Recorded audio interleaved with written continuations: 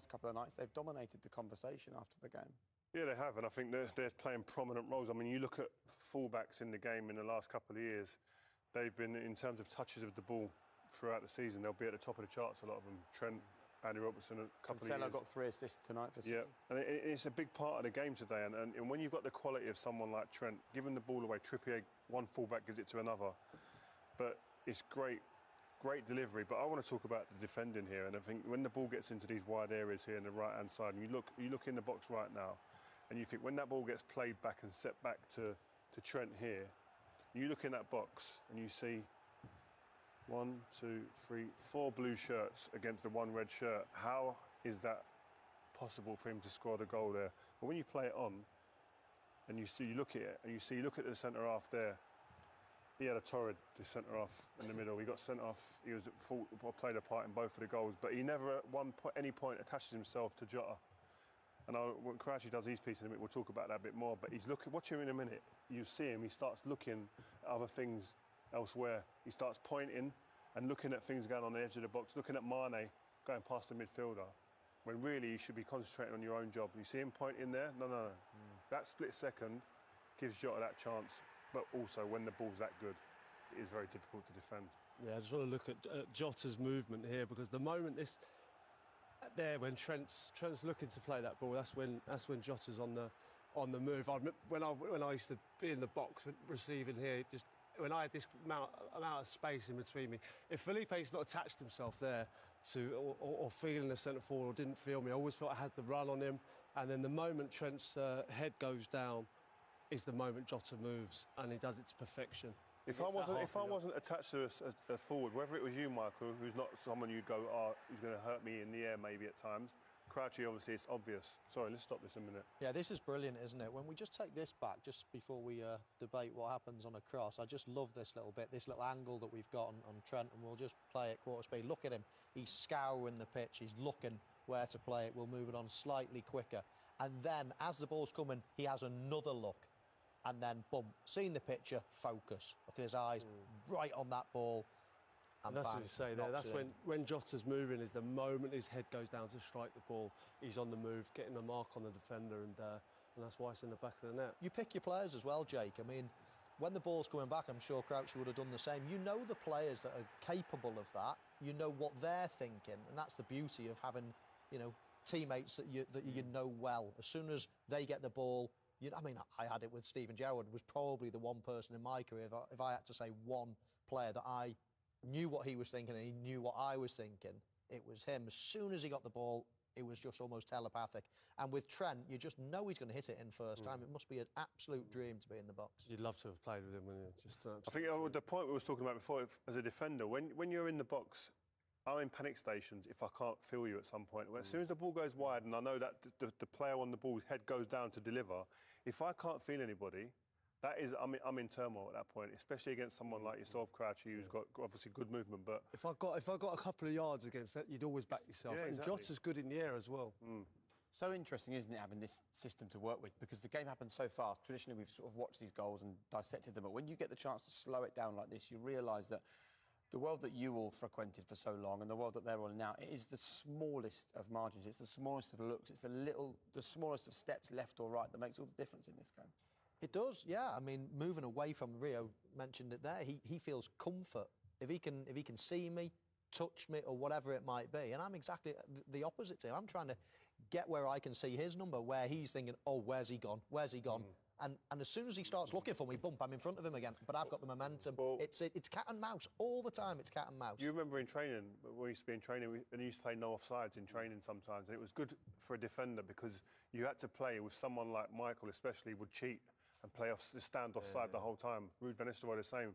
But it made you to have to just look over your shoulders. And for a defender, one of the key parts of it is while the game's going on over there, is to be able to take your eyes off the game, see and look where people are, go back, take a picture, come back to the game again. And you've got to keep doing that to understand where people are. And that little offside, you used to scream at, didn't I? And half the time, I mean, it is all cat and mouse. Half the time, I'm very aware something could happen in half a second. But I know he's about to look for me, and I can act all sort of nothing's going to happen. Really, I'm just about to pounce. So it's always you're looking at each other, looking at body language, what's he doing now? And this is all happening so quickly, and pictures are changing every split second, and it's all just to get that tiny little yard in front of your man. You know, you talk about like, attaching yourself as well. Gary Neville was really good at it, because obviously my advantage is my height, right? So if I've got a run on Rio, I'd back myself to win in the air. But Gary Neville, if he attaches me, you know, if he can feel me, he can pin me, he can hold me down without the ref seeing, and I'll lose my advantage completely. And you know, potentially he can win the header. If I've got a yard or two on anyone, I'd back myself to win that header. It's all about just gaining that little advantage. And with that contact as a defender, sometimes you don't even necessarily want to win the ball. You just want to put them off. All I want to do is make Crouchy think, how can I get free? The moment he feels free and loose and being able to run and get across me or above me, he's winning. But the moment I just stand and put him off with one little nudge like that, he's got to readjust, and then all of a sudden the ball's gone. It's too quick, and the play's gone out of play. Well, should we have a look then how Mane got himself free for the second goal? Well, he did unbelievably. How he managed to wriggle out of this position. I mean, he had so many players around him, but as Rio said at half-time, he's got so much strength, low centre of gravity, he's got loads of speed as well. You know, he's got a trick in the book. I mean, he must be a nightmare for a defender to play against. I mean, it's a bit scrappy, the way it bobbles eventually to Trent, and I'm not sure that he meant that cross. I mean, you saw before on the slow-mo, we saw Trent lifting his head again, but that time he was very much touch, head down, hit it. So I thought he probably was having a shot there, but you just see here the strength of him. He was a real handful in that first half, but I did think Jurgen Klopp did the right thing by bringing him off, because the last thing you want to do is go down to 10 men when you've already got an advantage. You see there, he never lifts his head once, Trent. I think that's a cross. I mean a shot. A cross shot. Cross shot. I'm going to say shot, unfortunately. He'll still get the assist, it don't matter. Yeah, he will do, he's not bothered. Yeah.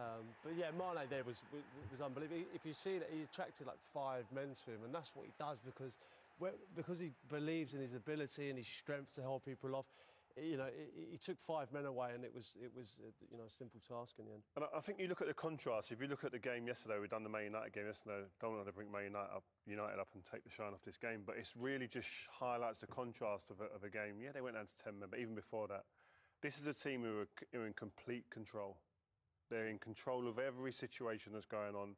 Yes, they're on a great streak in terms of unbeaten run, but it's based on controlling games and really turning the intensity up, using the crowd, etc., and just having that complete control. Whereas yesterday was very much disarray and trying to get to a point of controlling but never getting there. But it's even turning up when they need to for the first 15, 20 minutes, blowing Atletico away, coming out of the blocks fast. And then when the game was gone and it was a red card, the last 20 minutes, they took their foot off the gas. They're still in complete control, but it was a different approach to the game. It's smart.